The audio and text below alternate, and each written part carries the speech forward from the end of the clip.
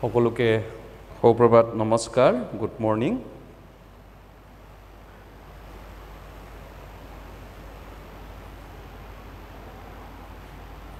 আজি আমি মতি চাৰিবিদ্যালয় পাঁচ বিদ্যালয় হাস্ত মেলিছো মতি এলেকা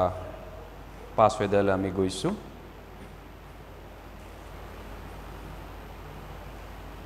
মতি Matthew chapter 5 মতি পাঁচ অধ্যায়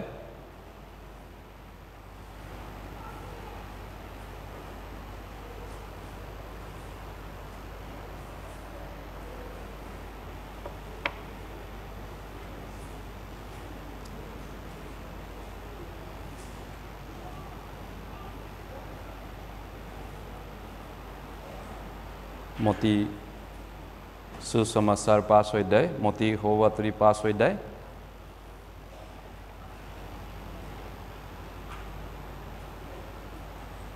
আহক আমি ঈশ্বৰৰ চৰণত মূৰ দুৱাওঁ প্ৰথমতে প্ৰাৰ্থনা কৰিছো আমাৰ দয়ালু মৰমীয়াল অতিকৈ স্নেহবান কৃপাবান পিতৃ ঈশ্বৰ আমি পাপী হৈ জন্ম হৈছো আৰু এইখন পৃথিৱীত আমি অনেক পাপ অপৰাধ কৰি জীয়াই আছিলোঁ তোমাক নাজানোতে তোমাৰ মৰম বুজি নাপাওঁতে কিন্তু সেই অৱস্থাত যেতিয়া আমি জীয়াই আছিলোঁ তোমাৰ আগত দুৰ্বল আৰু তোমাৰ আগত শত্ৰু ৰূপে আমি আছিলোঁ সেই অৱস্থাতে তুমি আমাক উদ্ধাৰ কৰিলা আৰু আমাৰ গোটেই পাপ খুচি কৰিবৰ কাৰণে চাপা কৰিবৰ কাৰণে তুমি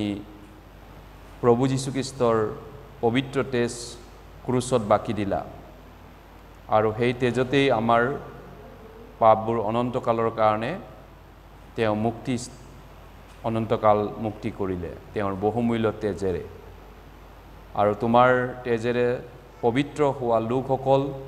এতিয়া আমি ইয়াত একত্ৰিত হৈছোঁ তুমি আমাক প্ৰত্যেকৰ অন্তৰলৈ নজৰ দিয়ক দৃষ্টি কৰক যাতে আমি প্ৰত্যেকেই তোমাৰ পৰা অনুগ্ৰহ পাওঁ এই মুহূৰ্তত এই সময়ত আমাক আশীৰ্বাদ কৰক পিতা পুত্ৰ পবিত্ৰ আত্মা আমাক সহায় কৰা তোমাৰ ইচ্ছামতে আগবাঢ়িবলৈ বিশ্বাসী জীৱনত আৰু ঈশ্বৰৰ ইচ্ছামতে চলিবলৈ আমাক আশীৰ্বাদ কৰা যাতে আমি তোমাৰ আগত এটা শুদ্ধ আৰু নিকা ঈশ্বৰৰ সন্তান ৰূপে আমি জীয়াই থাকিব পাৰিম আৰু যিসকল ভাই ভনী আজি অনুপস্থিত তেওঁলোককো দয়া কৰিব যাতে তেওঁলোকক তুমি অনুগ্ৰহৰ পৰা অনুগ্ৰহ পাবৰ কাৰণে ভৱিষ্যতে ঈশ্বৰৰ বাইকলৈ আহিব আৰু ঈশ্বৰৰ দয়া আশীৰ্বাদ তেওঁলোকেও পাব আশীৰ্বাদ কৰা আৰু য'ত তোমাৰ সন্তানসকল আজি একত্ৰিত হৈছে য'ত য'ত তোমাৰ বাইকৰ প্ৰচাৰ হৈছে তাতো তুমি আশীৰ্বাদ কৰা আৰু দুখ কষ্ট থকা সেই ভাই ভনীসকলক তুমি শক্তিবান কৰা যাতে তেওঁলোকে বিশ্বাস ৰাখিব পাৰিব সৌবাতৰিৰ কাৰণে তোমাৰ সাক্ষ্য দিবৰ কাৰণে এই সকলো প্ৰাৰ্থনা প্ৰভু যীশুৰ নামত খুজিছোঁ আমেন মতি পাঁচ অধ্যায়লৈ আমি গৈছোঁ মতিয়ে লিখা সুবাৰ্তা পাঁচ অধ্যায় মতি সুসমাচাৰ মতি পাঁচ অধ্যায়লৈ মেলিছোঁ ইতিমধ্যে আপোনালোকক কোৱাৰ ধৰণে মতি পাঁচ অধ্যায়লৈ আমি গৈছোঁ Matthew chapter 5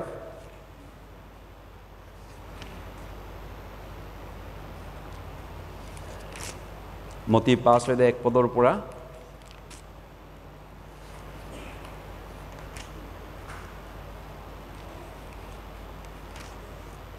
মতি পাঁচ অধ্যায় 1 পদৰ পৰা 4 পদলৈ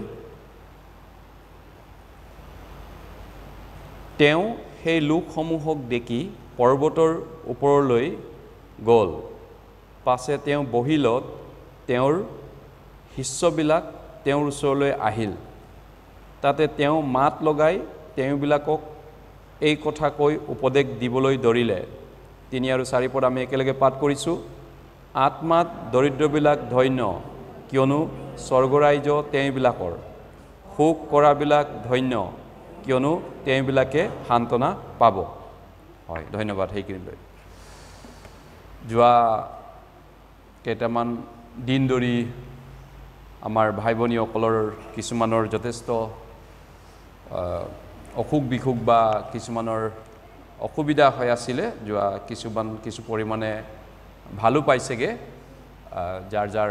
হৈছিলে তেওঁলোকৰ ঘৰত আমি ভিজিটিং কৰি আছোঁ প্ৰাৰ্থনা কৰিবলৈ গৈছোঁ হয়তো কাৰোবাৰ ঘৰত দুবাৰো যোৱা হৈছে যোৱা সপ্তাহত আৰু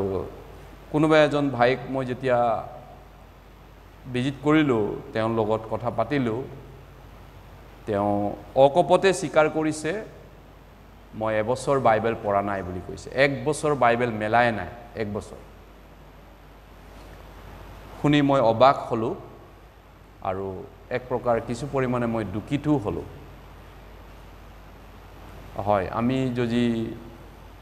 নতুন জন্ম পোৱা ঈশ্বৰৰ সন্তান হয় সঁচাকৈ বাইবেলে যীশুৱে মতি 4 অধ্যায়ত কৈছে মানুহ কেৱল পিঠাৰে নিজিব কিন্তু ঈশ্বৰৰ মুখৰ পৰা ওলোৱা প্ৰত্যেক বাক্যৰেহে জীৱ যেতিয়া সেই ভাইজনে অসুস্থ হৈছে এইকেইদিনতে তেওঁৰ আৰু তেওঁ অকপতে স্বীকাৰ কৰিছে যে মই এক বছৰ বাইবেল পঢ়া নাই আৰু প্ৰায় এক মাহত মই ফেলোশ্বিপত বহা নাই ইয়াতে তেওঁ প্ৰভুৰ দিনৰ দিনাও তেওঁ কামত ব্যস্ত থকাৰ কথা কৈছে উপায় নাই বুলি কৈছে অৱশ্যে মই তেওঁক দুখী বা কিবা এটা কোৱাৰ কাৰণে কোৱা নাই তেওঁৰ অকপত স্বীকাৰোক্তিৰ কথাহে কৈছোঁ তেওঁ প্ৰভুৰ দিনৰ দিনাও প্ৰভুৰ বাক্য শিকিবলৈ আহিব নোৱাৰে মানুহৰ আমাৰ লগতে তেওঁৰ চশমা নাই এবছৰ হ'ল তেওঁ বাইবেল পঢ়া নাই অৱশ্যে চশমা নাই বুলি মই গম পোৱা হ'লে মই বজাৰত আজিকালি 100-150 টকা 50 টকাত পঢ়িব পৰা চশমা পায় ৰাণী বজাৰতো ব্যৱস্থাটো কৰি দিলোহেঁতেন মই এতিয়াহে গম পালোঁ যে এবছৰ বাইবেলৰ পৰা আঁতৰি আছে ঈশ্বৰৰ বাক্যৰ পৰা আৰু কেনেকৈনো জীয়াই থাকিব সেইটোৱে মোৰ বহুত চিন্তাত আছোঁ কাৰণ যীশুৱে কৈছে মানুহ কেৱল পিঠাৰে নিজিব কিন্তু ঈশ্বৰৰ মুখৰ পৰা ওলোৱা প্ৰত্যেক বাক্যৰে জীৱ না যদি আমি ফেলোশ্বিপত ভালকৈ ঈশ্বৰৰ বাক্য গ্ৰহণ নকৰোঁ নাহো প্ৰভুৰ দিনত ৰবিবাৰে দেওবাৰ দিনটো এদিনাও যদি বেপাৰ বাণিজ্যত ব্যস্ত থাকোঁ সংসাৰত লিপ্ত হৈ থাকোঁ যিদিনা সপ্তাহত আমি ঈশ্বৰৰ বাক্য এবাৰ পাওঁ আৰু সেই পোৱা দিনাকনো যদি আমি অনুপস্থিত এবচেণ্ট থাকোঁ আৰু যদি বাইবেলৰ পৰা এক বছৰ আমি আঁতৰি থাকোঁ কল্পনা কৰক আমাৰ খ্ৰীষ্টিয়ান জীৱনটো ঈশ্বৰৰ সন্তান হিচাপত আমাৰ খ্ৰীষ্টিয়ান জীৱনটো কি ধৰণৰ জীৱন হ'ব পাৰে ঈশ্বৰৰ আগত সেইটোৱে ভয়ংকৰ অতি ভয়ংকৰ অতি বিপদজনক স্থিতিত আছে হিতোপদেশত ৱাৰ্ণিং দিছে ঈশ্বৰে যি মানুহে মোক অৱজ্ঞা কৰিব মোৰ জ্ঞানক অৱজ্ঞা কৰিব সেইজনক ময়ো অৱজ্ঞা কৰিম হেয় জ্ঞান কৰিম আৰু বাইবেলৰ বিভিন্ন জেগাত সেইটো লিখা আছে ঈশ্বৰক যদি আমি হেয় জ্ঞান কৰোঁ ঈশ্বৰৰ বাক্যক যদি আমি হেয় জ্ঞান কৰোঁ ঈশ্বৰে আমাক সন্মান কৰাৰ প্ৰশ্ন নুঠে আচলতে ঈশ্বৰে কিয় আমাক সন্মান কৰিব বুলি ভাবি আছে আপোনাক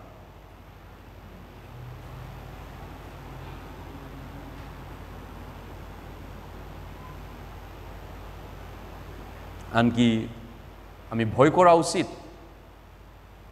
হিতোপদেশত বাৰে বাৰে দুবাৰ উল্লেখ কৰিছে তেওঁ মেৰামত কৰিব নোৱাৰাকৈ কাকবাই ভাঙি দিয়া হ'ব পতন হ'ব কাৰোবাৰ বাৰে বাৰে অনুযোগ পায়ো ঈশ্বৰৰ পৰা ৱাৰ্ণিং পায়ো যদি তেওঁ থৰ ডিঙি হয় অবাধ্য হয় আৰু নিজকে যদি পিতাহী মাৰে বাহাদুৰি টেম্পাৰ দেখুৱাই ঈশ্বৰৰ আগত ঈশ্বৰে মৰমত ৱাৰ্ণিং দিয়া সত্ত্বেও তেওঁক মেৰামত কৰিব নোৱাৰাকৈ ভাঙি পিনি ঘূৰি কৰি দিম বুলি কৈছে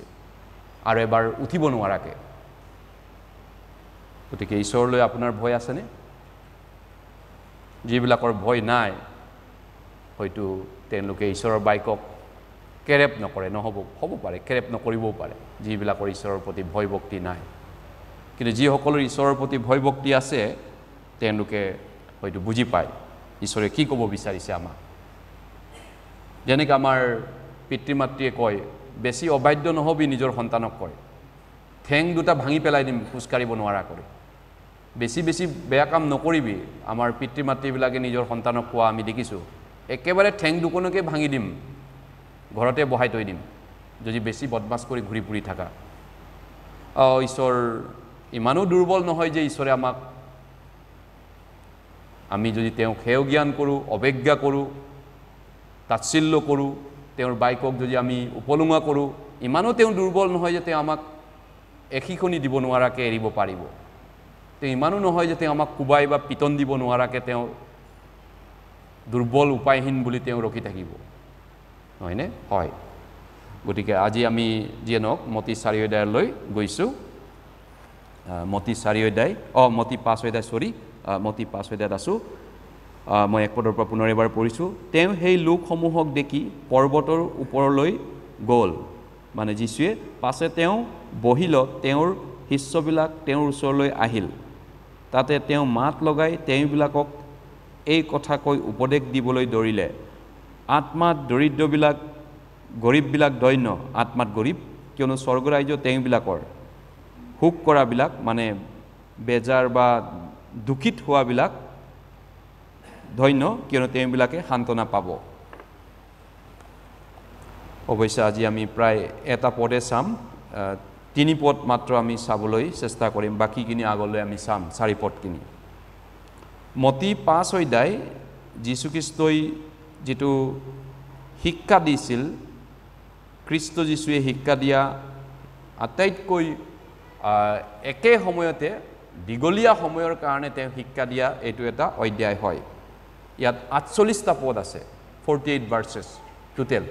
মতি 5 অধ্যায়ত 48টা পদ আছে আৰু একে সময়তে গোটেইখিনি তেওঁ কৈ দিলে পৰ্বতৰ ওপৰত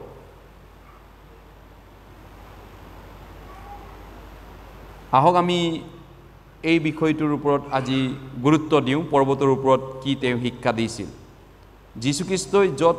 এই বাক্যখিনি পৰ্বতৰ ওপৰত কৈছিল এই পৰ্বত ইমান ওখ পৰ্বত নাছিলে এইটো এটা সমান আৰু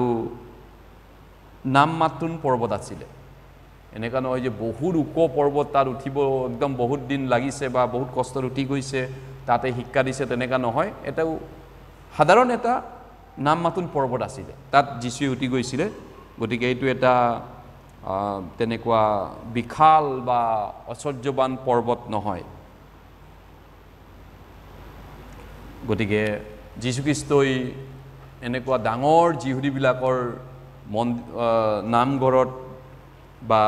যিহুদীবিলাকৰ বিধান পণ্ডিতসকলৰ মাজত এই কথাখিনি কোৱা নাছিল গতিকে তেওঁ কি কৈছিল প্ৰভু য'ত আছিল প্ৰভু থকা জেগাটো পবিত্ৰ জেগা আৰু সেই জেগাটো অতি মহিমান্বিত অতি গৌৰৱান্বিত জেগা হয় প্ৰভু থকা জেগাটো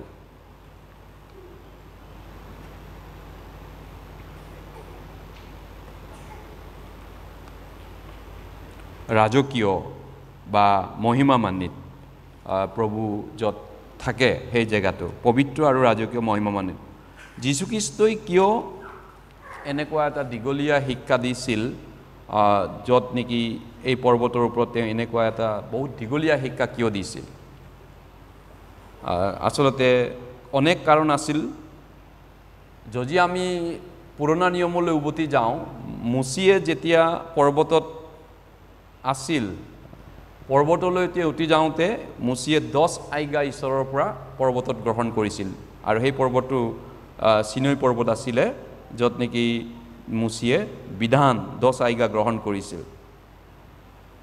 এতিয়া যীশুখ্ৰীষ্টই এতিয়া পৰ্বতত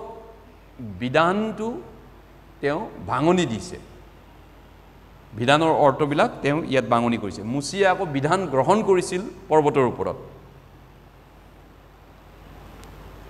গতিকে যিহুদীবিলাকে য'ত বিধান গ্ৰহণ কৰিছিল সেই পৰ্বত এতিয়া যীশুৱে বিধানটো ভাঙনি কৰি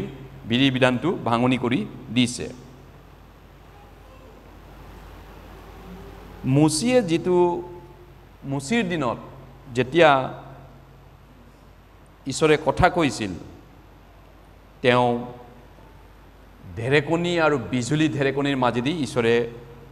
কথা কৈছিল মুচিৰ দিনত এই পৰ্বতত মেঘ গাজনি আৰু বিজুলী ঢেৰেকনিৰ মাজত কিন্তু এতিয়া যীশুখ্ৰীষ্টই ঠাণ্ডাভাৱে কোমলভাৱে মৰমেৰে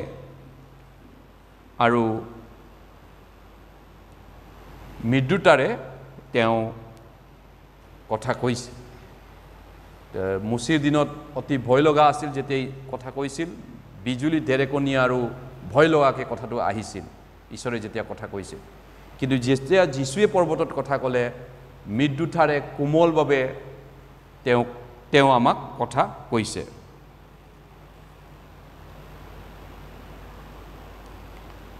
গতিকে মুচিৰ দিনত মানুহবিলাকে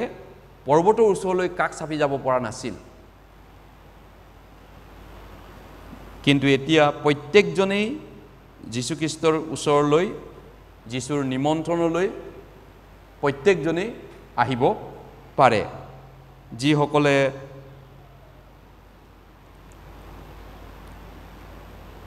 যীশুৰ ওচৰলৈ কাষ চাপিব বিচাৰে যীশুৰ ওচৰত কাষ চাপিব বিচৰা আৰু যীশুৰ ওচৰৰ পৰা অনুগ্ৰহ আশীৰ্বাদ বিচৰা প্ৰত্যেকজনে এতিয়া ফ্ৰীকে যীশুৰ ওচৰলৈ আহিব পাৰে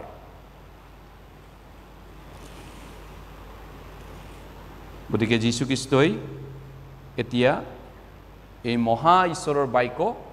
এনেকৈ পৰ্বতৰ ওপৰত প্ৰচাৰ কৰিছে যিহুদীবিলাকক প্ৰথমতে তাৰপিছত গোটেই বিশ্ববাসীক আৰু বিশেষভাৱে পৰ্বতৰ ওপৰত তেওঁ এনেধৰণে এই কথাখিনি কৈছিল গতিকে এই পৰ্বতৰ ওপৰত দিয়া বাক্যখিনি আচলতে কালৈ তেওঁ উদ্দেশ্য কৰি কৈছিল টাৰ্গেটটো কাক টাৰ্গেট কৰি যীশুৱে এই বাক্যখিনি নিক্ষেপ বা বাক্যখিনি কৈছিল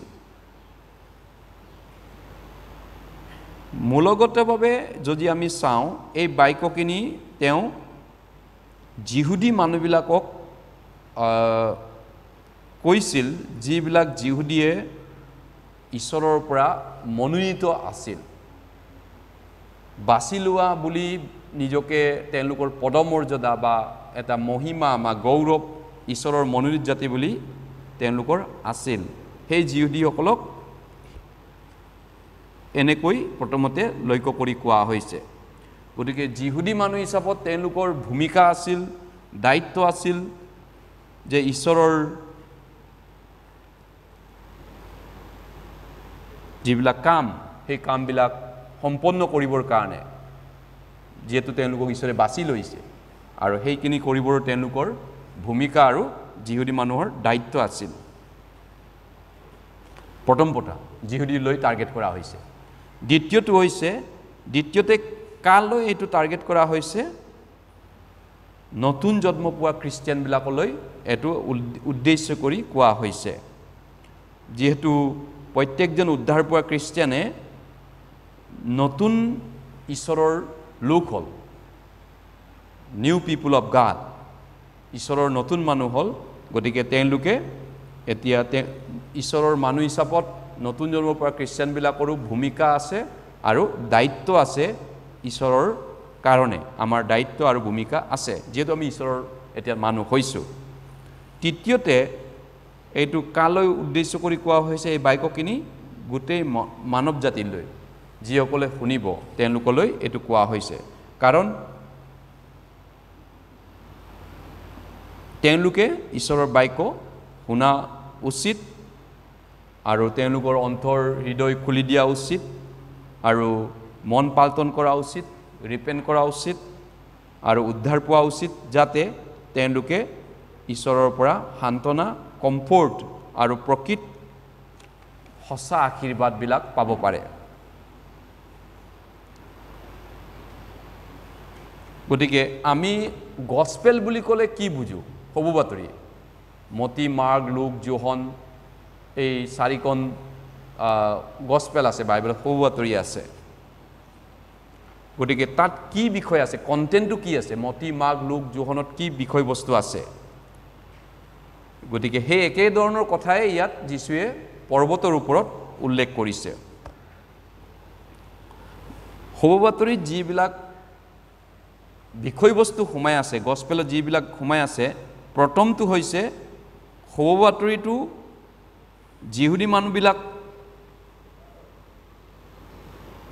যিহুদী মানুহৰ জীৱনত লৈ উল্লেখ কৰা হৈছে সেই সময়ত যিহুদীয়ে অনেক দুখ কষ্ট পাই আছিল আৰু বিশেষ এটা আঁচনি মতে বিশেষ এটা কথা মতে তেওঁলোকক সেই সময়ত তেওঁলোকে দুখ কষ্ট পাই আছিল এই যিহুদী মানুহখিনি যদি আমি দ্বিতীয় পইণ্ট চাওঁ আৰু এইটো যীশুখ্ৰীষ্টৰ শিষ্যবিলাকলৈও এইটো বুজোৱা হৈছিল সেই সময়ত আৰু তাৰপিছত যীশুখ্ৰীষ্টৰ শিষ্যৰ পিছত যিমান খ্ৰীষ্টিয়ান হ'ল তাৰপিছত সেইসকললৈ উল্লেখ কৰা হৈছে আৰু তৃতীয়তে শুভবাতৰিটো যদি আমি বিষয়টো চাওঁ শুভবাতৰি কালৈ দিয়া হৈছে গস্পেলটো কাক লৈ দিয়া হৈছে প্ৰত্যেকজন উদ্ধাৰ নোপোৱা মানুহৰ বাবে শুভবাতৰিটো দিয়া হৈছে এই পৃথিৱীত গতিকে শুভবাতৰিৰ যিবিলাক কণ্টেণ্ট আছে বিষয়বস্তু আছে গস্পেলৰ যিবিলাক বিষয়বস্তু আছে আচলতে এইটো সকলো মানুহলৈ লিখা হৈছে যিসকলে উদ্ধাৰ নোপোৱাকৈ আছে যাতে তেওঁলোকে পৰিত্ৰাণ পাব পাৰে আৰু অনন্ত জীৱন আৰু অনন্ত আশা যাতে পাব পাৰে এইটো হৈছে শুভবাতৰি দিয়াৰ উদ্দেশ্যটো এতিয়া পৰ্বতৰ ওপৰত যিটো যীশুৱে ইয়াত শিক্ষা দিছে এই শিক্ষা আচলতে এনেকৈ কৈছে যে মতি 5:3 পদত মই আকৌ একবাৰ পঢ়িছোঁ আত্মাত গৰীববিলাক দৰিদ্ৰ মানে গৰীব দৰিদ্ৰ সীমাৰেখাৰ তল বা ওপৰ বুলি চৰকাৰেও নিৰ্ধাৰণ কৰিছে কিন্তু কৈছে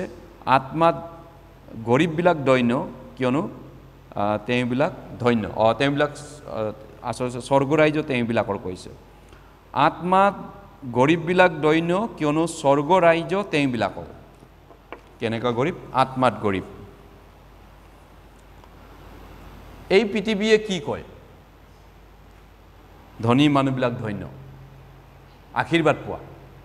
ধন্য মানে আশীৰ্বাদ পোৱা ধনী মানুহে আশীৰ্বাদ পোৱা পৃথিৱীয়ে কয় কিন্তু আমাৰ প্ৰভুৱে কৈছে তাৰ উল্টাটো কৈছে তেওঁ বিপৰীতটো কৈছে গতিকে খ্ৰীষ্টৰ আগত যিসকল লোকে আশীৰ্বাদ পোৱা বা সুখী বা ধন্য বুলি এই পৃথিৱীত ভাবে সেইবিলাক কোন হয় যিবিলাক মানুহ আত্মাত গৰীব নহয়নে আত্মাত গৰীবৰ কথা কৈছোঁ গৰীব আত্মা দুখীয়া আত্মা গতিকে এই পৃথিৱীত বৰ্তমান দিনত ধন্য লোক কোন আছে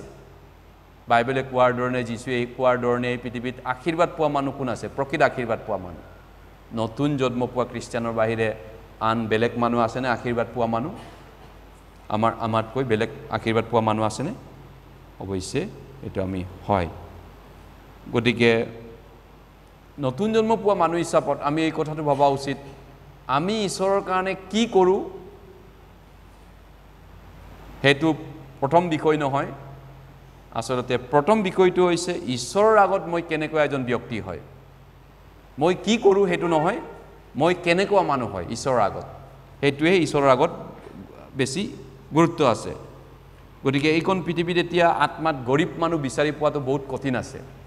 আত্মাত দৰিদ্ৰ মানুহ বিচাৰি পোৱা অসম্ভৱ আছে প্ৰায় কঠিন আছে পাব নোৱাৰি তেনেকুৱা আত্মাত গৰীব মানুহ হয়তো ভাবিব পাৰে আপুনি দুখীয়া মানুহটো ধেৰ আছে কিন্তু আত্মাত গৰীবৰ কথাহে কৈছোঁ এইখন পৃথিৱীত আত্মাত দুখীয়া মানুহ বহুত পাবলৈ কঠিন আছে টকা পইচা দুখীয়া বহুত আছে নহয় জানো আমাৰ দেশত বিশ্বত কিন্তু আত্মাত দৰিদ্ৰ বা গৰীব মানুহ পোৱাটো বহুত কঠিন আছে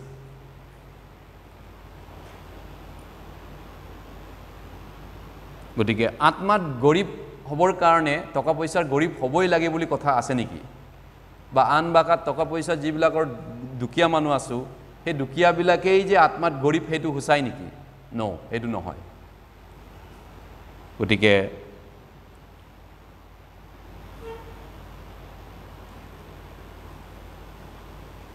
ঈশ্বৰৰ আগত আমাৰ মন যেতিয়া সৰল হয় ইমানদাৰী হয় সত্যবাদী হয় তেতিয়া তেওঁৰ আত্মা ঈশ্বৰৰ আগত গৰীব হ'ব পাৰে, দৰিদ্ৰ হ'ব পাৰে। যীশুৱে কৈছে স্বৰ্গৰাজ্য এওঁলোকৰ হয় যিবিলাকে আত্মাত গৰীব আছে। স্বৰ্গৰাজ্য তেওঁলোকৰ হয়। স্বৰ্গৰাজ্য চবৰ কাৰণে নহয়। আন ভাষাত স্বৰ্গত চবেই নাযায়, চব মানুহ স্বৰ্গৰ অধিকাৰী হ'ব নোৱাৰে, কিন্তু কোনে পাৰিব? যিসকল আত্মাত দৰিদ্ৰ আছে, গৰীব আছে, তেওঁলোকৰ বাবে স্বৰ্গৰাজ্যটো হ'ব। তেনেহ'লে আত্মাত গৰীব বা দৰিদ্ৰ বুলি কওঁতে কি বুজাব বিচাৰিছে? কেনেকুৱা মানুহক আত্মাত গৰীব বুলি বা দৰিদ্ৰ বুলি বুজাব বিচাৰিছে? ইয়েছ, প্ৰথম কথা হ'ল আত্মাত গৰীব বা দৰিদ্ৰ মানুহ মানে ইয়াৰ অৰ্থটো হৈছে যিসকল মানুহে এই পৃথিৱীখনত সন্তুষ্ট হ'ব পৰা নাই,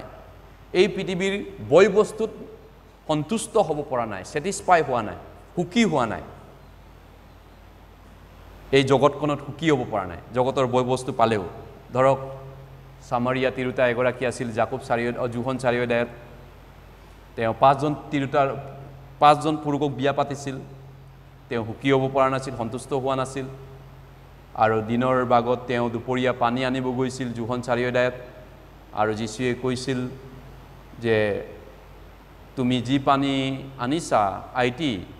এই পানী খোৱা প্ৰত্যেকজনৰ আকৌ পিয়া লাগিব, কিন্তু মই যি পানী দিম, এই পানী খালে, জল খালে তেওঁ জীৱন জল,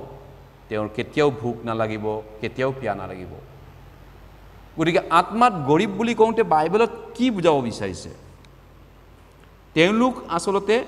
এই পৃথিৱীৰ বয় বস্তু যিমান পালেও এই বয় বস্তুত সুখী নহয়, সন্তুষ্টি হ'ব পৰা নাই। বয় বস্তু, এই পৃথিৱীৰ বস্তুৰ দ্বাৰা জীৱনত ছেটিছফেকশ্যন পোৱা নাই। তাৰ বদলি তেওঁলোকে সকলো থাকিও কিবা এটা অসাৰ অনুভৱ কৰে, শূন্যতা অনুভৱ কৰিছে। তাৰ মানে আধ্যাত্মিক আৰু অনন্তকলীয়া বিষয় এটা তেওঁলোকে বিচাৰি পৰিছে। সেই সকলো লোকেই আত্মাত গৰীব। আমি যদি বাইবেলৰ পৰা উদাহৰণ হিচাপত চাওঁ, উপদেশক 2 অধ্যায়লৈ গৈছোঁ, এক্লেছিয়াষ্টিছ চেপ্টাৰ 2, আহক আমি শাস্ত্ৰ মিলিছোঁ। উপদেশক 2 অধ্যায়, ব্লেছেছ আৰ দ্য প'ৰ বুলি কৈছে ইন স্পিৰিট, আত্মাত গৰীববিলাক ধন্য বুলি কৈছে, আশীৰ্বাদ পোৱা বুলি কৈছে। আত্মাত গৰীব বুলি কওঁতে কি বুজাব বিচাৰিছে? উপদেশক 2 অধ্যায়, উপদেশক 2 অধ্যায়, উপদেশক 2 অধ্যায়,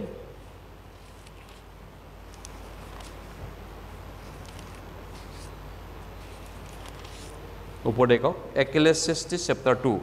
অধ্যায় 4 পদৰ পৰা মই পঢ়ি দিছোঁ, ভাৰ্ছ 4 অনৱাৰ্ড। চলোমন ৰজাই এই কথাখিনি লিখিছে। চলোমন ৰজাই লিখিছে, মই নিজৰ নিমিত্তে মহৎ মহৎ কাৰ্য কৰিলোঁ, মই নিজৰ নিমিত্তে ঠায়ে ঠায়ে ঘৰ সাজিলোঁ। জেগাই জেগাই এটা ঘৰ নহয়, বহুতকেইটা ঘৰ সাজিছে, আৰু নিজৰ নিমিত্তে ঠায়ে ঠায়ে বাগান পাতিলোঁ, দাইখাবাৰী পাতিলোঁ, মানে বাগান পাতিলে, মাটি বহুত কিনিলে তেওঁ, আচলতে ঘৰ বহুত জেগাত বনালে। মই নিজৰ নিমিত্তে ঠায়ে ঠায়ে উদ্যান আৰু উপবন কৰি, এইটো বাগানে আৰু উদ্যান কৰিলে, ফুলৰ বাগান হওক, চাহ বাগান হওক, কি বাগান, আপেল আঙুৰ বাগান, সেইবোৰৰ গছৰ বাগান, কলৰ বাগান, সেইবোৰৰ মাজত সকলো বিধৰ গুটি লগা গছ ৰুলোঁ, চলোমনে কৈছে। আৰু গছ উৎপন্ন হোৱা বাৰীত পানী দিবলৈ মই ঠায়ে ঠায়ে পুখুৰী খান্দিলোঁ, বা পুখুৰীও খান্দিছে, জেগাই জেগাই বহুতকেইটা পুখুৰী খান্দিছে। মই অনেক বন্দী বেটী কিনি ল'লোঁ, বহুত চাকৰণী মোৰ ঘৰত মই কিনি ল'লোঁ বুলি কৈছে তেওঁ। তাৰপিছত আৰু মোৰ ঘৰত উপজা দাস আছিল, ঘৰতো ঢেৰ মানুহ, কাম কৰা মানুহ তেওঁৰ ঘৰত যত্ন পাইছে, চাকৰ। মোৰ আগেয়ে জেৰুচালেমত যিমান ৰজা আছিল বা মানুহ আছিল, সেই সকলোবিলাকতকৈও মোৰ গৰু ভেড়া আদি পহুৰ জাকো অধিক আছিল, চবচে বেছি তেওঁৰ আছিল কৈছে। জেৰুচালেমত যিমান মানুহ আছিল, আটাইতকৈ ধনী মানুহটো চলোমন আছিল। মই নিজৰ নিমিত্তে ৰূপ, মানে সিলভাৰ সোণ মানে গল আৰু ৰজাবিলাকৰ বা নানা প্ৰদেশৰ বিশেষ বিশেষ বহুমূল্য বস্তু গোটালোঁ আৰু মই মোৰ নিমিত্তে গায়ক গায়িকা আৰু মানুহৰ সন্তানবিলাকক সন্তোষ দিয়া অনেক অনেক উপপত্নী পালোঁ আৰু মানে জানে সলোমনে প্ৰায় 1000 তিৰোতা বিয়া পাতিছিল তেওঁ এইটো কথা উল্লেখ কৰিছে মোৰ সেইবিলাকো মই কৰিলোঁ বুলি কৈছে তেওঁ এইদৰে মই মহান হলো হয় মহান বিখ্যাত আৰু মোৰ আগেয়ে যিবিলাক জেৰুসালেমত আছিল বা সেই সকলোবিলাকতকৈ মই অতি ঐশ্বৰ্যশালী মেজেষ্টি হলো আৰু প্ৰজ্ঞাও মোৰ লগত থাকিল আৰু মোৰ চকুৱে যিহলৈ ইচ্ছা কৰিলে মই তাক তাৰ পৰা আঁতৰাই নাৰাখিলোঁ চকুৱে যি কৰিব মন যায় চালে সেইটোৱে কৰিছিলে তেওঁ সেই কৰি পেলালে আচলতে মই মোৰ মনক কোনো আনন্দৰ পৰা আটক নকৰিলোঁ বাপৰে বা কিয়নো মোৰ সকলো পৰিশ্ৰমৰ কাৰণে মোৰ মনে আনন্দ লাভ কৰিলে আৰু মোৰ সকলো পৰিশ্ৰমত পোৱা এয়ে মোৰ অংক হ'ল 11 পদ আমি একেলগে পঢ়িম তেতিয়া মোৰ হাতে যি যি কাৰ্য কৰিলে আৰু যি যি কাৰ্য কৰিবলৈ মই পৰিশ্ৰম কৰিলোঁ তাকে মই চাই দেখিলোঁ যে এই সকলো অহাৰ আৰু বতাহক ধৰিবলৈ চেষ্টা কৰা মাত্ৰ সূৰ্যৰ তলত একোৱেই লাভ নাই এইটো হৈছে আত্মাত গৰীব মানুহ আত্মাত দৰিদ্ৰ মানুহ Blessed are the poor in spirit আত্মাত দৰিদ্ৰবিলাক ধন্য কিয়নো স্বৰ্গৰাজ্য তেওঁবিলাকৰ তে সলোমন আসলতে কি কৰা নাছিল তেওঁ কৰাৰ কথা কৈছে তেওঁ নকৰা কি কাম আছিল তেওঁৰ জীৱনত এজন মানুহে মনত যি যি ইচ্ছা হয় এজন নৰ্মেল মানুহৰ আপুনিতো গোটেইখিনি ইচ্ছা পূৰণ কৰিব নোৱাৰে কিন্তু সলোমনক গোটেইখিনি ইচ্ছা পূৰণ কৰিবলৈ ঈশ্বৰে দিলে এবাৰ জীৱনৰ কালত তেওঁৰ মনে বিচৰা গোটেইখিনি তেওঁ কৰি পেলালে তেওঁ য'ত মাটি কিনিব মন যায় তাতে মাটি কিনিলে য'ত যোন ডিষ্ট্ৰিক্টত বাগান পাতিব মন যায় তাতে বাগান পাতিলে তেওঁ য'তে যি কৰিবলৈ সোণ ৰূপ টকা পইচা চাকৰণী যাক বিয়া পাতিব মন যায় তাকে বিয়া পাতিলে তেওঁ কোনো এটাকো ইচ্ছা কৰা কাম তেওঁ বন্ধ কৰা নাছিল গোটেইখিনি তেওঁ কৰিলে তেওঁ কৈছে কিন্তু অসাৰ তাৰ মানে তেওঁ জীৱনত মনৰ সব বস্তু কৰি পেলাইও তেওঁ কৈছে এইবিলাকত মোৰ সন্তুষ্ট নাই এইবিলাক কৰি মই একো সুখী হোৱা নাই আত্মাত দৰিদ্ৰ মানুহ তেনেকুৱা নহয়নে যি যি কৰিলোঁ গোটেইখিনি কাৰ্য কৰি এটাৰ পিছত পৰিশ্ৰম কৰিলোঁ দেখিলোঁ যে এই সকলো অসাৰ আৰু বতাহক ধৰিবলৈ চেষ্টা কৰা মাত্ৰ অসাৰ এই সকলো অসাৰ তেওঁ গোটেইখিনি মনে বিচৰা সব কাম কৰাৰ পিছত তেওঁ কৈছে অসাৰ মিনিংলেছ বেকাৰ কি বুলি কিয় তেওঁ কৈছে তেনেকুৱা বাইবেলে কিয় তেনেকুৱা কথা কৈছে অসাৰ অসাৰ অসাৰৰ অসাৰ অসাৰ অসাৰ 5 বাৰ তেওঁ অসাৰ বুলি এক অধ্যায়ত উল্লেখ কৰিছে আৰু বতাহক ধৰিবলৈ চেষ্টা কৰা মাত্ৰ আপুনি বতাহক ধৰি ৰাখিব পাৰিবনে আপোনাৰ মুঠিত বতাহ ৰাখিব পাৰিবনে নহয় জানো এইখন পৃথিৱী তেনেকুৱা হয় গতিকে তেওঁ এক অধ্যায় এক পদত কৈছে অসাৰ অসাৰ অসাৰ অসাৰ সকলো অসাৰ সূৰ্যৰ তলত মানুহে যি যি পৰিশ্ৰমত পৰিচন্ত্ৰ হয় তাৰ সেই সকলো পৰিশ্ৰমত তাৰ কি লাভ হয় তাৰ অধিক নৰিয়া হয় অধিক চিন্তা হয় অন্ধকাৰত দুখ বেজাৰতে তেওঁ আহাৰ গ্ৰহণ কৰে 5 অধ্যায়ত কৈছে 17 পদত আৰু যি মানুহ ৰূপ ভাল পায় 10 পদত 5 অধ্যায়ত কৈছে সি আয়ত তৃপ্ত নহয় আৰু মাকৰ গৰ্ভৰ পৰা যেনেকৈ মানুহ ওলাই আহোঁতে জিৰ'কে আহে যোৱা দিনা জিৰ'কে যায় আমি মাকৰ গৰ্ভৰ পৰা মানুহ কেনেকৈ আহে আপুনি মই কল্পনা কৰকচোন কি বস্তু লৈ আহিছিলোঁ মাকৰ পেটৰ পৰা অহা দিনাখন কিমান আমি গৰীব আছিলোঁ বা কিমান ধনী আছিলোঁ কোনে কিমান ধনী আছিলে মাকৰ পেটৰ পৰা অহা সময়ত আচলতে সৰু বাচ্চাবিলাক মই যেতিয়া দেখোঁ কেতিয়াবা মাক বাপেকে তেওঁলোকক লেংটা কৰি থৈ দিয়ে লেংটা কৰি খেলিব দিয়ে সৰু সৰু 1 বছৰীয়া 6 মাহ বাচ্চাবিলাক লেংটাত থাকে তেওঁলোকে সেইটোৱেই আমাৰ আহা সময়ৰ পৰিচয় নহয়নে আমি সেই লেংটাকে আইছিলোঁ আৰু ইয়াৰ পৰা যোৱা দিনাও আমি লেংটা হৈ উভতিব লাগিব গতিকে আমি এই জীৱনটো আমাৰ বাবে অসাৰ বুলি আমি বুজি পাইছোঁ এই জীৱনত আমি সুখী হ'ব নোৱাৰোঁ এই বৈ বস্তুবিলাক যিমান পালেও যিমান এনজয় কৰিলেও যিমান গতিলেও যিমান আৰ্জিলেও গোটেইখিনি বেকাৰ অসাৰ দায়ুতে গীতমালা 39ত কি কৈছে হে জিহুৱা 39:4 অধ্যায়ত মোৰ শেষ গতি মোক জনোৱা মই কেনে অলপ দিনীয়া তাক মোক জ্ঞাত কৰা মোৰ জীৱনটো তুমি এবেগেতিয়া কৰিলা মোক এক হাত কৰিছা তুমি গতিকে বাইবেলে কৈছে আমাৰ আয়ুকৰ পৰিমাণ 3 বছৰ বল টকাৰ নিমিত্তে 4 বছৰ হ'ব পাৰে গীতমালা 90ত কৈছে আমাৰ আয়ুকৰ পৰিমাণ 100 বছৰ বা 90 বছৰ বুলি বাইবেলে কোৱা নাই 3 বছৰ 3 বছৰ বা 70 বা 80 বছৰ কিন্তু দায়ুতে কৈছে তেওঁ ইজৰাইলৰ বিখ্যাত ৰজা হৈ থাকোঁতে প্ৰত্যেক মানুহৰ উত্তম অৱস্থা হ'লে হৈ নিতান্ত অসাৰ বুলি কৈছে every man best stage is vanity vapour প্ৰত্যেক মানুহৰ যেতিয়া উত্তম অৱস্থা হয় দায়ুত ইজৰাইলৰ বিখ্যাত ৰজা আছিল তেওঁ উত্তম অৱস্থাটো তেওঁ কৈছে জীৱনটো বেকাৰ একো কাম নাই এইখন পৃথিৱী বেকাৰ অৰ্থ নাই গতিকে তেওঁলোকে বুজি পাইছে অসাৰ গতিকে আমি অনন্তকলীয়া এখন ৰাজ্য বিচাৰিব লাগে এটা অমৰ আৰু ইটাৰনেল থিংছ আমি বিচাৰিব লাগে চিৰস্থায়ী বস্তু আমি বিচাৰিব লাগে ইব্ৰী 13 অধ্যায়ত কৈছে এই পৃথিৱীত আমাৰ কোনো চিৰস্থায়ী নগৰ নাই গতিকে আমি ভাবি নগৰ এটা বিচাৰিছোঁ এইখন পৃথিৱী সব পোৱা মানুহবিলাকে ধনী মানুহ সব থকা মানুহবিলাকে কৈছে পৃথিৱী অসাৰ আৰু শূন্য কাম নাই এইখন পৃথিৱী তেনেহ'লে আমি কি বিচাৰিব লাগে এটা পাৰ্মানেণ্ট জেগা বিচাৰিব লাগে চিৰস্থায়ী এটা নগৰ বিচাৰিব লাগে আৰু তেনেকুৱা বিষয়টো আমি চিন্তা কৰিব লাগে তেনেকুৱা বিষয় ক'ত আছে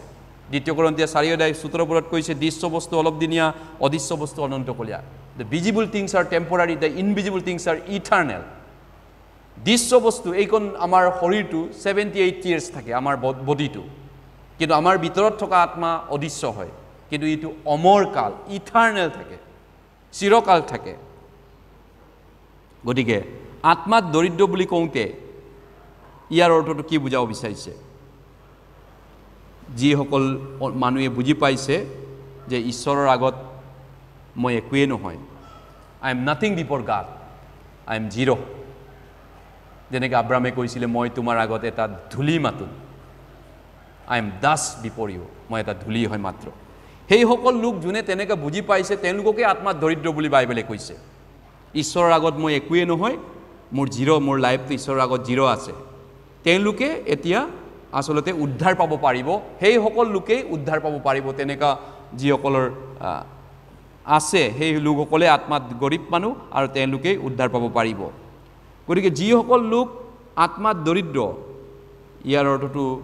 আমি বুজিবৰ কাৰণে বাইবেলত দুটা উদাহৰণ আছে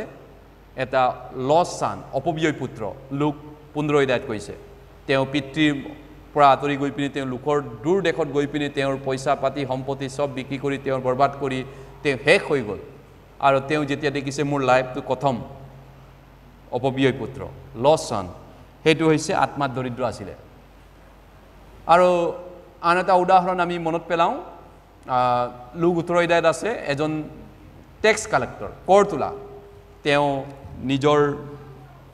যিখিনি তেওঁ ধৰ্ম কৰ্ম কৰিছিল আৰু তেওঁ যিখিনি কাম কৰিলে এই সকলোবিলাক ঈশ্বৰৰ আগত ইউজলেছ বুলি তেওঁ গম পালে গতিকে তেওঁ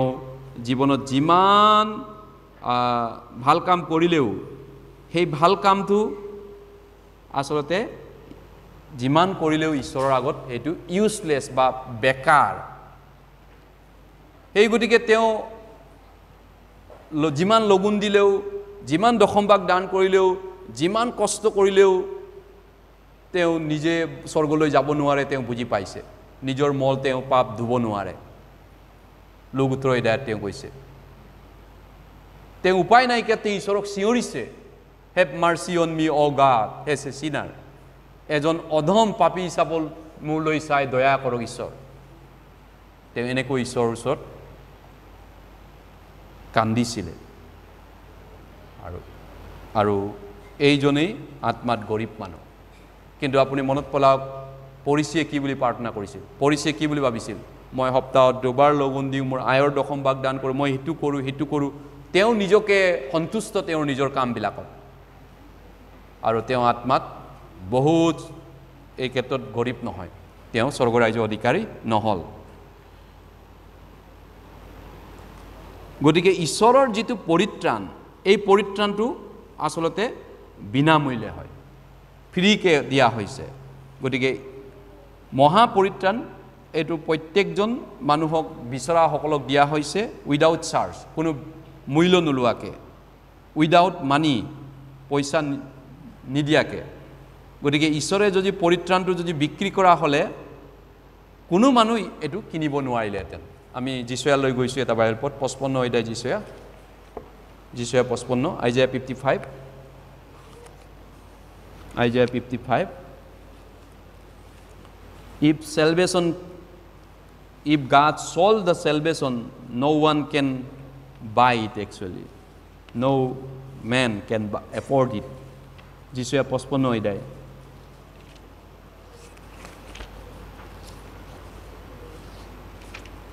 Isaiah 55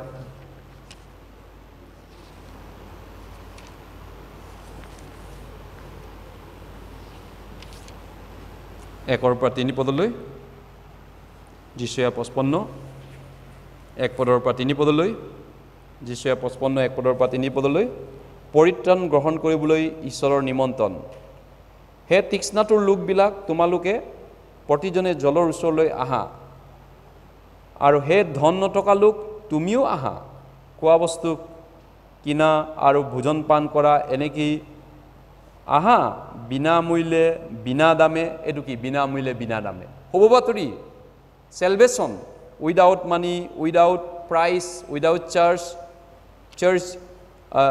দাইখাৰক আৰু গাখীৰ কিনা দাইখাৰক মানে হ'ব বাতৰি গস্পেল কিয় আহাৰ নোহোৱা বস্তুৰ নিমিত্তে ধন খৰচ কৰা আৰু যিয়ে তৃপ্তি নিদিয়ে তাৰ নিমিত্তে কিয় শ্ৰম কৰা এইটো তৃপ্তি নিদিয়ে নহয় যে পৃথিৱীৰ বস্তুবিলাক যিবোৰে পৃথিৱীৰ বস্তু সব থাকিও তৃপ্তি পোৱা নাই সন্তুষ্ট পোৱা নাই সব কৰিও সন্তুষ্ট পোৱা নাই নহয় জানো গতিকে তেওঁলোকক ঈশ্বৰে কৈছে মনোযোগ কৰি মোৰ কথা শুনা আৰু যি উত্তম সেই সকলো বুজন কৰা উত্তম মানে অনন্তকলীয়া বিষয়টো উত্তম ইটাৰনেল থিংছটো আৰু পুষ্টিকৰ দ্ৰব্য পুষ্টিকৰ মানে আত্মিক অনন্তকলীয়া বিষয়টো কৈছে বস্তুৰ দ্বাৰাই প্ৰাণ তুষ্ট কৰা 3 পদ আমি একেলগে পঢ়িম কাণ পাতা আৰু মোৰ ওচৰলৈ আহা শুনা তাতে তোমাৰ প্ৰাণ সজীৱ হ'ব আৰু মই তোমাৰ আগত অনন্তকলীয়া এটি নিয়ম দায়ুদৰ আগত প্ৰতিজ্ঞা কৰা নিঃসংশয় অনুগ্ৰহকে স্থিৰ কৰিম গতিকে গস্পেললৈ নিমন্ত্ৰণ গতিকে গস্পেললৈ নিমন্ত্ৰণ ঈশ্বৰে সবকে কৰিছে এই ধৰণে উইদাউট প্ৰাইচ উইদাউট মানি কাম এণ্ড এনজয় আমি যেতিয়া বাইবেল সেমিনাৰ কৰোঁ যোৱা এপ্ৰিলত 3 দিনীয়া বাইবেল সেমিনাৰ কৰিছোঁ আমি জুন পালে শেষৰ পালে বা জুলাইৰ মাজত আমি 1 উইক বাইবেল ষ্টাডি কৰিম গস্পেল প্ৰগ্ৰাম গতিকে আপুনি ঈশ্বৰৰ এই আমন্ত্ৰণটো ৰক্ষা কৰা উচিত যে মোৰ ওচৰলৈ আহা কাণ পাতা শুনা শুভবাতৰি মতি মাৰ লোক জোহন লগতে গস্পেল যিটো বাইবেলত কয় এইটো আমি সেমিনাৰ বুলি কওঁ গস্পেল প্ৰগ্ৰামটো বাইবেল সেমিনাৰ অনন্ত জীৱনৰ সেমিনাৰ গতিকে ঈশ্বৰে আমাক প্ৰত্যেকক ইনভাইট কৰিছে এই সেমিনাৰটো শুনিব কৈছে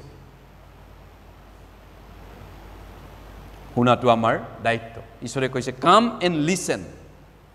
listen just that's all need to do আহা আৰু শুনা বুলি কৈছে then your soul shall will live the spirit আত্মাটো জি উঠিব অমৰ হ'ব ইয়েছ আমাৰ আত্মাই অনন্তকাল অমৰ হ'ব সেইটোৱে হৈছে ঈশ্বৰৰ ইনভাইটেশ্যন গতিকে আপোনালোকে যেতিয়া গস্পেল সেমিনাৰ চাৰ্চত হয় আহিবলৈ ইচ্ছা আছেনে শুনিবলৈ ইচ্ছা আছেনে নে সেই গছৰ তলত বহি পৰিব সেইফালে ঘূৰি ফুৰিব সেইপাকে কিবা কিবি কৰি ফুৰিব তথাপিতো ঈশ্বৰৰ বাক্য শুনিবলৈ আগ্ৰহ নাই ইচ্ছা নাই এইটো ডিজেষ্টাৰ আপোনাৰ জীৱনটো বহুত বিপদ আৰু বিপৰ্যয়ৰ মাজেদি গৈ আছে আত্মিক জীৱনটো যেতিয়া ঈশ্বৰৰ বাক্য যেতিয়া শুনিবলৈ মন নাই সেই অৱস্থাটোক ডিজেষ্টাৰত বুলি কয় বিপৰ্যয় ধ্বংসৰ দিশে গৈ আছে ইয়েছ ঈশ্বৰৰ আমন্ত্ৰণ ঈশ্বৰৰ আগ্ৰহ ঈশ্বৰৰ মৰম ঈশ্বৰে বাকি দিব বিচাৰিছে শুনা তোমাৰ দাউদৰ আগত প্ৰতিজ্ঞা কৰা ইটাৰনেল অনন্তকলীয়া এটা নিয়ম the assurance of going to heaven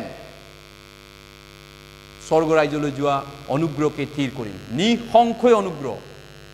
গতিকে আমি সবে শুনিব লাগে বাইবেল সেমিনাৰত আমি যেতিয়া গস্পেল প্ৰগ্ৰাম কৰোঁ চাৰ্চত বছৰেকত দুবাৰ বা তিনিবাৰ আমি ইয়াত কৰোঁ এইটো মণ্ডলীৰ কাৰণে কৰা হয় আৰু মণ্ডলীয়ে যদি সেই চিৰিত বহে কোনোবাই সেই তলত গছত বহে সেই গেটত যায় কোনোবা হিপাল হিপাল কৰি যদি টাইম নষ্ট কৰে এইটো মই ক'লোঁ ডিজেষ্টাৰ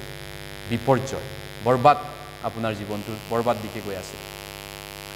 আপুনি ঈশ্বৰৰ আমন্ত্ৰণক তুচ্ছ জ্ঞান কৰিছে হেয় জ্ঞান কৰিছে ঈশ্বৰৰ কলিঙক ঈশ্বৰৰ আহ্বানক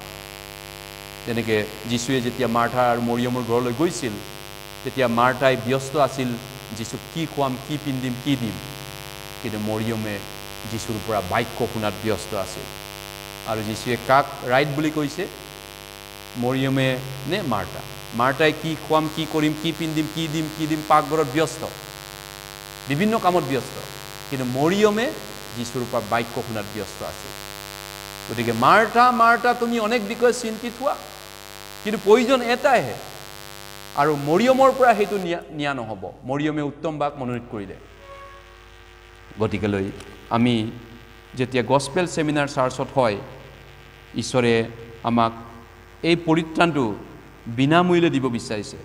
if god has sold the salvation no one can obtain it really যদি ঈশ্বৰে আমাক পৰিত্ৰাণ বিক্ৰী কৰা হ'লে কোনেও এইটো ইয়াক পাব নোৱাৰিলেহেঁতেন ঈশ্বৰে জানে এই পৃথিৱীত এনেকুৱা এজন কোনো ধনী মানুহ নাই যিয়ে নেকি পৰিত্ৰাণটো ঈশ্বৰৰ পৰা কিনি ল'ব পাৰিব পৃথিৱীত কোনো এজন ধনী এনেকুৱা ইমান ধনীও নাই যিয়ে নেকি পৰিত্ৰাণ ঈশ্বৰৰ পৰা কিনিব পৰা কাৰোবাৰ শক্তি আছে সাধ্য আছে এজনো মানুহ তেনেকুৱা নাই গতিকে ঈশ্বৰৰ পৰিত্ৰাণ ঈশ্বৰৰ অনুগ্ৰহ এইটো আচলতে পৰিত্ৰাণ গতিকে ঈশ্বৰে আমাক ফ্ৰীকে দান দিছে eternal life it is a free gift of God অনন্ত জীৱন ঈশ্বৰৰ পৰা ফ্ৰীকে দিয়া হৈছে কালৈ দিয়া হৈছে those who are poor in spirit poor in spirit যিসকলে আত্মাত গৰীব আছে দৰিদ্ৰ আত্মাৰ মানুহসকলক অনন্ত জীৱনটো ফ্ৰীকে দিয়া হৈছে সবৰ কাৰণে নহয় স্বৰ্গ সবৰ কাৰণে নহয় অনন্ত জীৱন সবৰ কাৰণে নহয় যীশুৰ দিনত অনেকে অনন্ত জীৱন বিচাৰি যীশুৰ ওচৰত হাবাতৰি খাইছিল কিন্তু যীশুৱে কৈছে আত্মাত দৰিদ্ৰবিলাক দৈন্য কিয়নো স্বৰ্গ ৰাজ্য তেওঁবিলাকৰ বুলি কৈছে কাৰ কাৰণে ইটাৰনেল লাইফ অনন্ত জীৱন আত্মাত দৰিদ্ৰবিলাক আত্মাত দৰিদ্ৰ আত্মাত গৰীব বুজি পাইছেনে কিছুমানে ভাবিব পাৰে মইতো টকা পইচা নাই মোৰ গৰীব মানুহ মইতো বহুত ভাল তেনেহ'লে নহয় আত্মাত দৰিদ্ৰক কৈছে টকা পইচা নোহোৱাটো এটা বেলেগ গৰীব সেই গৰীবটো হ'লেও কিছুমানে আত্মাত দৰিদ্ৰ নহয় আচলতে বহুত পুতনি থাকে আত্মাত মনত বহুত বাদৰি আছে গৰীব মানুহৰো কিন্তু আত্মাত দৰিদ্ৰ বুলি কওঁতে কি ক'ব বিচাৰিছে বাইবেলে সেইটো আমি চাই আছোঁ নহয়নে গতিকে সৌবাতৰি আচলতে আত্মাত গৰীববিলাকলৈ দিয়া হৈছে তেওঁলোক ধনী মানুহ হ'ব পাৰে দুখীয়া মানুহ হ'ব পাৰে আত্মাত দৰিববিলাক যি মানুহে নহওক গতিকে তেওঁলোকে ঈশ্বৰ ৰাজ্যলৈ সোমাব পাৰিব গীতমালা 40লৈ গৈছোঁ গীতমালা 40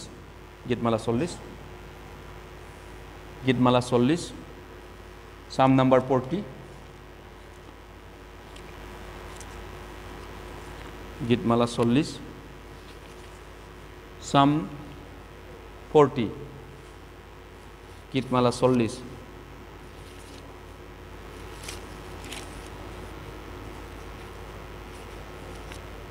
গীতমালা 40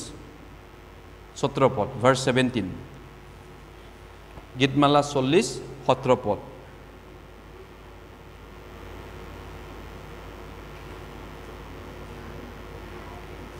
অধ্যায় 40 নম্বৰ গীত 17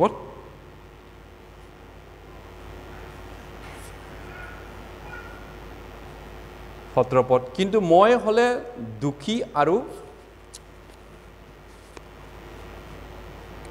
কিন্তু মই হ'লে দুখী আৰু দৰিদ্ৰ গৰীব তথাপি প্ৰভুৱে মোলৈ চিন্তা কৰে তুমি মোৰ সহায় আৰু মোৰ ত্ৰাণকৰ্তা হে মোৰ ঈশ্বৰ পলম নকৰিবা কিন্তু মই হ'লে দুখী আৰু দৰিদ্ৰ গতিকে ঈশ্বৰে কালৈ পৰিত্ৰাণ দিয়ে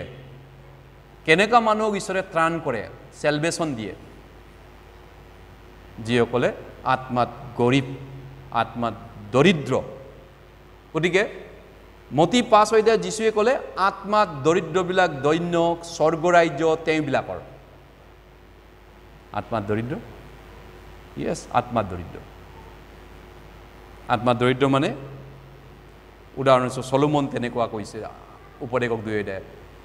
সকলো থাকিও সুখী হ'ব নোৱাৰা পৃথিৱীৰ বস্তুৰ দ্বাৰা সন্তুষ্ট নোপোৱা মানুহবিলাক পৃথিৱীখন যিমান এনজয় কৰিলেও পৃথিৱীৰ বয় বস্তু জগতৰ বয় বস্তুৰ দ্বাৰা সন্তুষ্ট হ'ব নোৱাৰা সকল আত্মাত দৰিদ্ৰ লোক গীতমালা 52 72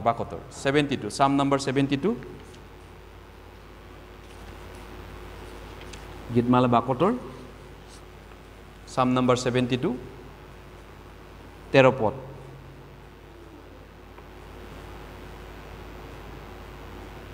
72 13 পদ ভাৰ্স 13 তেওঁ দুখী দৰিদ্ৰক কৃপা কৰিব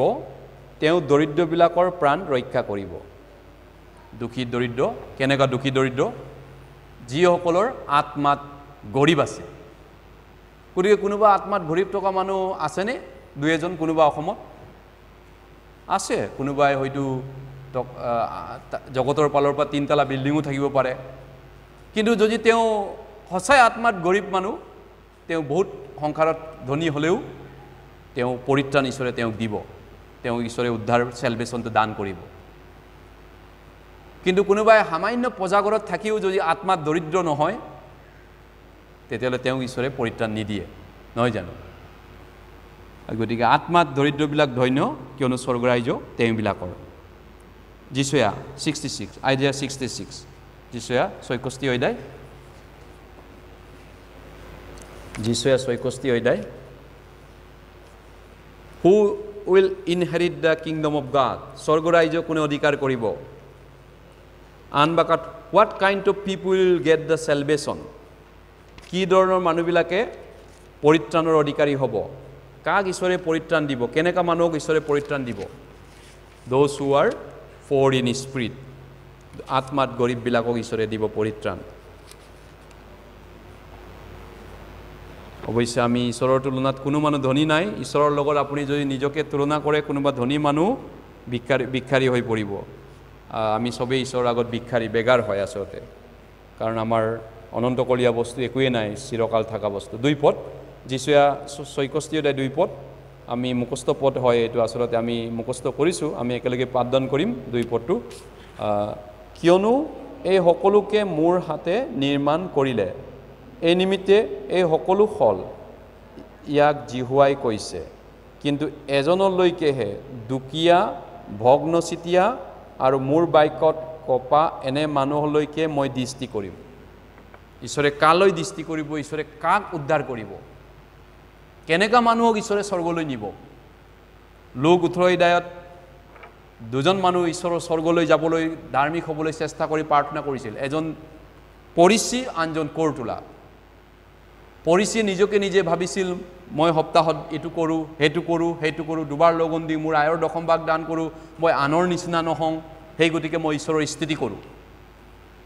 কিন্তু কৰতোলাই কি কৈছিল স্বৰ্গৰ পালে চকু তুলি চাবলৈ হা নাপায় তেওঁ নিজৰ হিয়া বুকুকন মাৰি মাৰি ঈশ্বৰৰ পৰা দয়া অনুগ্ৰহ খুজিছিল হয় ঈশ্বৰ অনন্তকাল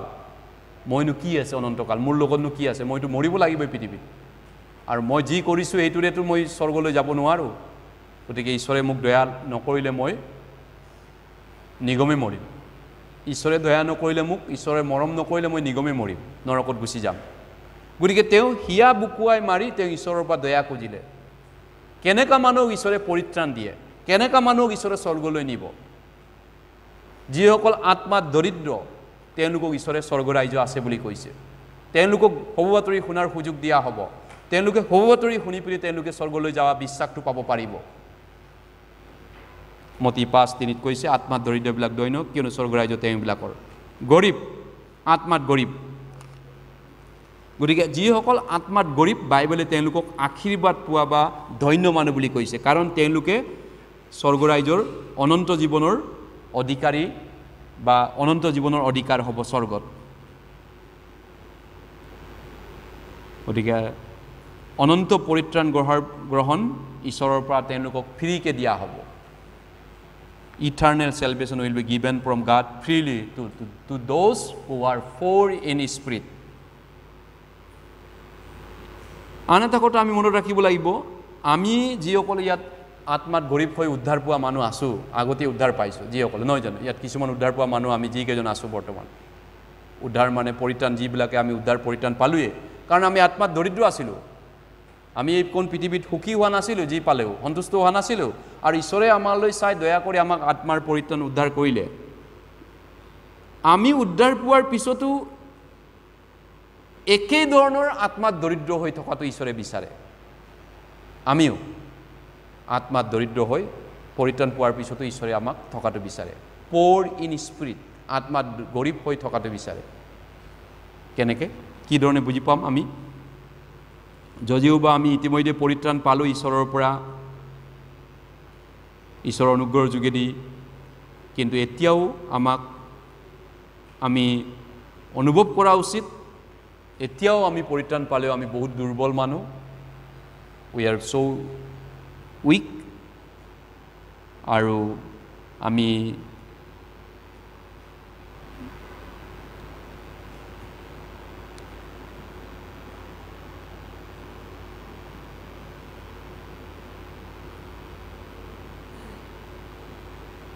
ঈশ্বৰৰ আগত আমাৰ একো বস্তু নাই আমি বহুত দুৰ্বল কিন্তু একোৱে নাই ঈশ্বৰৰ আগত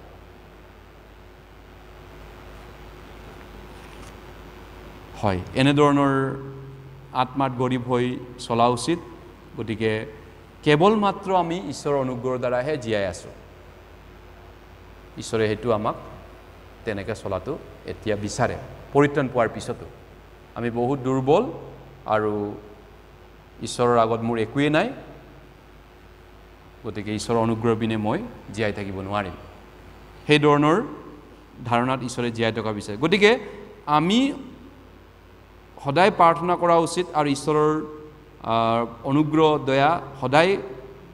বিচৰা উচিত যাতে আমি আত্মাত গৰীবটো বজাই ৰাখিব পাৰোঁ আত্মাত যাতে আমি গৰীব হৈ থাকিব পাৰোঁ সদায় হেতুৰ কাৰণে আমাক প্ৰাৰ্থনা দৰকাৰ আৰু ঈশ্বৰৰ সহায় লাগে আমাক আন এটা বাইবেল আকৌ এবাৰ মতি 5 অধ্যায়লৈ ঘূৰি গৈছোঁ মতি 5 অধ্যায় মই শেষ কৰিব গৈছোঁ মতি 5 অধ্যায় আৰু এবাৰ মতি 5 অধ্যায়লৈ ঘূৰি গৈছোঁ Matthew chapter 5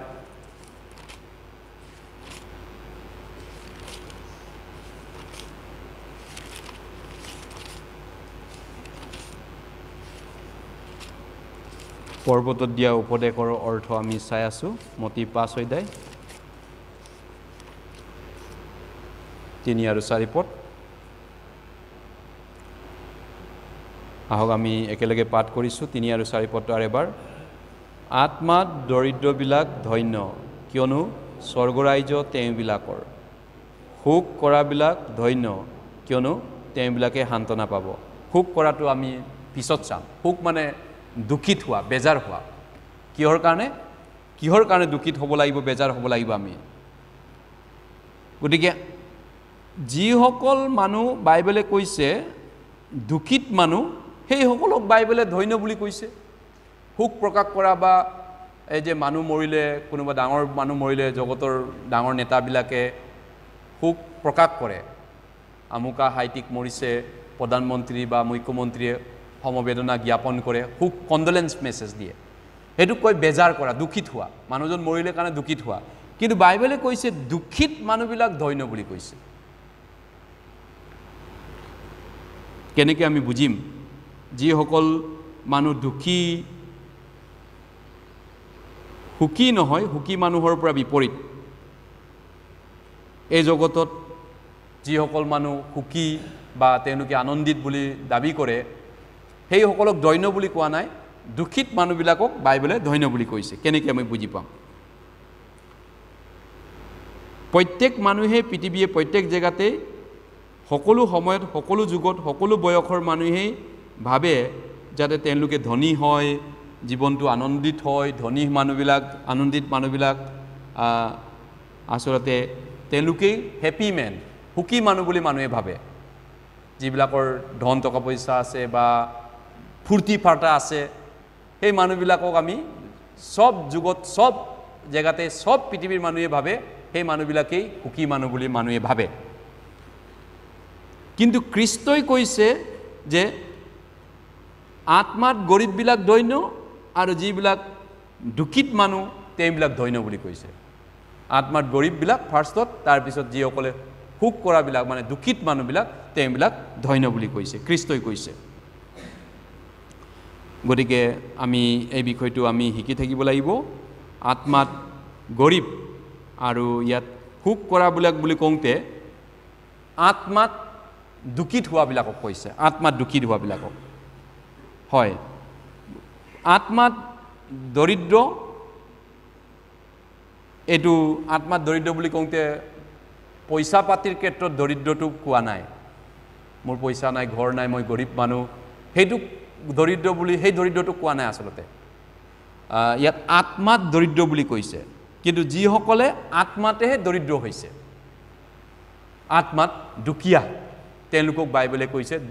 ধন্য তেওঁলোকে স্বৰ্গৰাজ্যৰ অধিকাৰী হ'ব এই আত্মাত দৰিদ্ৰ বুলি কওঁতে এই মানুহবিলাক হয় যিসকল লোকে আসলতে আত্মিকভাৱে বেংক্ৰাপচি হৈছে আত্মিকভাৱে দেউলীয়া হৈছে আত্মাত দৰিদ্ৰ বুলি কওঁতে কি বুজি পায়নে আত্মাত একদম আপুনি ভিকহু বেগাৰ গৰীব ভিক্ষাৰী আত্মাত ঈশ্বৰৰ আগত মই ঈশ্বৰৰ আগত আত্মাৰ এটা দেউলীয়া হয় আৰু ঈশ্বৰৰ আগত ভিক্ষাৰী হয় আত্মিক পালৰ পৰা ঈশ্বৰ আত্মা হয় নহয় জানো তেওঁ কিমান ধনী মানুহ কিন্তু তেওঁৰ আত্মাৰ তুলনাত মই ভিক্ষাৰী হয় নহয় জানো আত্মিক পালৰ পৰা গতিকে ঈশ্বৰৰ আগত মই আত্মিক পালৰ পৰা এটা দেউলীয়া হয় ব্যৱসায় দেউলীয়া যেনেকা হৈ যায় বিজনেছত দেউলীয়া হোৱাটো যেনেকৈ বৰবাদ হয় ঠিক তেনেকৈ আত্মাত দেউলীয়া আমি গৰীব আৰু আত্মাত আমি কি হয় ভিক্ষাৰী ঈশ্বৰৰ আগত সেইসকলক বাইবেলে দৈন্য কৈছে গতিকে একেধৰণে যিসকল মানুহে আত্মাত দুখিত হৈছে গভীৰভাৱে বিশেষকৈ যিসকল লোকে নিজৰ পাপবিলাকক চিৰিয়াছলি ভাবিছে ঈশ্বৰ কিমান চাপা মই কিমান লেতেৰা পাপী যিসকল তেনেকুৱা মানুহ অনুভৱ কৰা মানুহ যিসকল আছে নিজৰ পাপবিলাকক চিৰিয়াছকৈ লৈ ঈশ্বৰৰ আগত যেতিয়া তুলনা কৰি চাইছে কম্পেয়াৰ কৰি চাইছে ঈশ্বৰৰ এটাও পাপ নাই মোৰ বহুত পাপ আছে তেওঁলোক দুখী হোৱাটো উচিত তেওঁলোক দুখী হ'বই স্বাভাৱিকতে মই পাপবোৰ কৰিলোঁ মোৰ ইমান পাপ আছে ঈশ্বৰৰ এটাও পাপ নাই তেওঁলোক স্বাভাৱিকতে দুখী হ'ব আৰু তেওঁলোকে বেজাৰ প্ৰকাশ কৰিব তেওঁলোকৰ অন্তৰত গতিকে সেইসকল লোকেই উদ্ধাৰ পাব পৰিত্ৰাণ পাব য়েছ হয়